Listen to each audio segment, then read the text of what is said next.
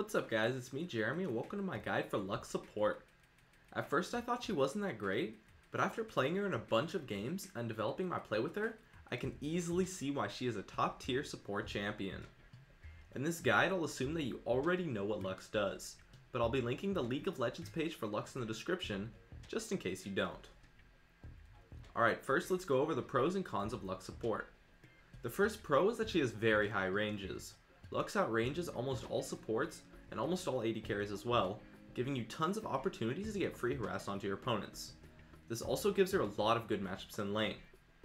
Next is that Lux is really good at kiting. She's phenomenal protecting your AD carry during teamfights, and that allows her to do her job as a support extremely well. Another pro is that Lux snowballs really hard. This is because she is an AP support and thus scales really well with levels. If you are ahead in levels, Lux does more damage than pretty much any support. If you are equal in levels, her damage is decent, but if you're behind in levels, her damage is almost non-existent. The last pro I came up with is that she is an unconventional support, and thus a lot of people will not know how to play against her. This can make it really easy to get kills, depending on who you're playing against. Now let's move on to the cons. The first con is the most obvious, and that she is very squishy. I find myself often getting caught up in harassing and taking tons of damage despite going even in the trade, simply because her base health and armor are fairly low. That means it's important to know your limits. Another con is that she is really easy to snowball against. As mentioned earlier, if you fall behind in levels, her damage becomes really small, making it almost impossible to win fights if you're behind. The last con I came up with is that all of her skills are skill shots. This makes her kind of hard to play, and it can also make it easy to outplay her.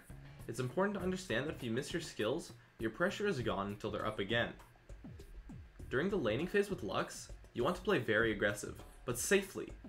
What this means is that you should safe poke when possible, and only do a full-on trade in solid situations where you can hit all of your skills. Make sure that you proc your passive in between skills, as this will greatly increase your laning damage output. Hitting a binding will allow your AD carry to get some good poke in as well, so setting up situations for that is optimal. Lux actually has very high damage at level 6, so if you can get some extra EXP and force a fight while your opponents are level 5, it should be an easy killer too. Also, you should always be aware of your opponent's positioning, because it's really easy for Lux to catch someone out with a quick binding into a kill. Just be sure to ward well and not get caught, since Lux is very squishy.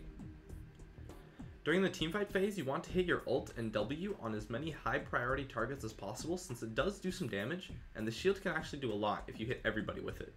However, you always want to save your Q and E to kite for your carry, since they are just way too strong for serving that purpose.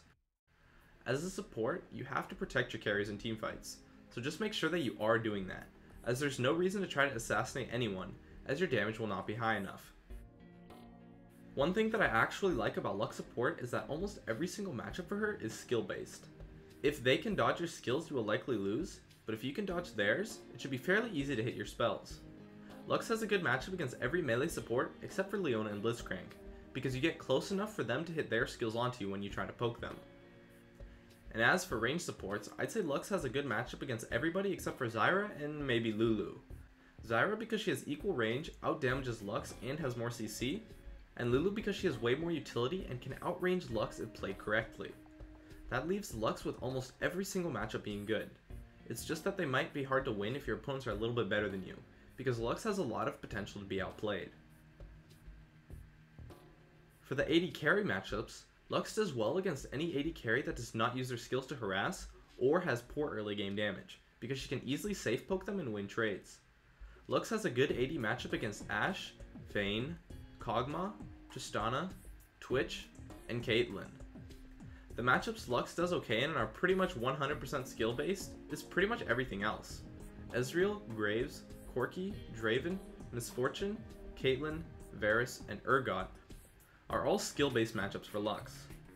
The only bad matchup for Lux is Sivir, and that is simply because of her spell shield and how much it completely destroys Lux's kit during the laning phase. For ADs to play with Lux, I would want someone with high early game damage to coordinate with Lux's early game strength. I would want to play Lux with Ezreal, Corki, Graves, Draven, Miss Fortune, or Varus. Playing with other carries is okay though, because if you can get just a few kills, you can snowball really hard and carry teamfights. For my masteries, I take a setup that is the same to my Sona and Lulu page, which is a 1-14-15 page, with mana regen and utility. For runes, I also take the same page as I do on Lulu and Sona, with armor reds, 4 armor yellows, and 5 mana regen yellows, and magic resistance blues to go with my movement speed quints. You can substitute gold quints if you'd like. The move quints are just more for my style of play. The reason why we take so much mana regen is because without it, Lux has huge mana issues. But because of it and some early mana regen items like a Philosopher's Stone, her mana issues are non-existent, and you can see that that was not listed as one of her cons. For summoner spells, I take my standard Flash and Exhaust, for immense kiting and to have an escape. For the skill order, you want to max E first and Q second. Put a point into your W at level 4, as it can be kind of clutch sometimes. The reason why I max E over Q, even though Q does more damage, is because the E allows you to safe poke extremely easy and also has a shorter cooldown, giving you a higher overall DPS in a prolonged fight. Also, it's simply just much easier to hit. The W does not scale that well, so I max it last. And of course, put points into your ultimate whenever possible. Lastly, for item builds, and Lux builds actually kind of interesting, with a lot of room to build differently. If you're getting really fed, you can actually build full on AP and that will be viable, because the reason why you usually don't build AP is because it takes way too long to build the necessary items. But if you're getting a lot of kills, not just assists, it can actually be really strong.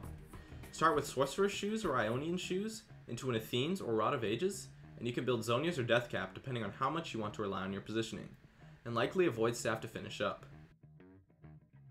That is a standard AP build, but AP builds are usually situational, so I wouldn't build that in every game I want to build AP. And you do still need to buy wards, so building a Sightstone is probably what you should do as well.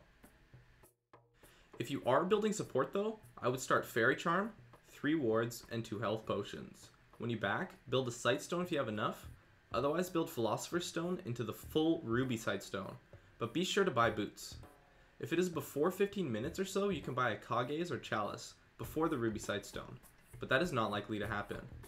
At this point I would build Ionian Boots and then my first major item. I would build Aegis into Bulwark if I'm getting fed with assists or even kills, or otherwise build Locket or Shurelya's depending on what your team needs. Then build the other one right after, or if you bought a Kage's or Chalice, you can build that into a Shard of True Ice or Mikhail's Crucible. You can build a Zeke's at the end if you have the team for it, but you will likely never get to that 5th item. My ideal build would be Ionian Boots, Bulwark, Locket, Shurelya's, Ruby Sightstone, and a 6th slot for extra wards. If your team needs it, you should build an Oracle's, but I usually just stick to buying a lot of pink wards since the Oracle nerfs. And of course, as a support, always remember to buy lots of wards, even in addition to the Sightstone. So, that's it for my Lux support guide. I'd love it if you could support me with a like or some feedback in the comments. And if you have any questions, I'd love to answer those in the comments too. Thanks for watching, and I'll see you guys next time.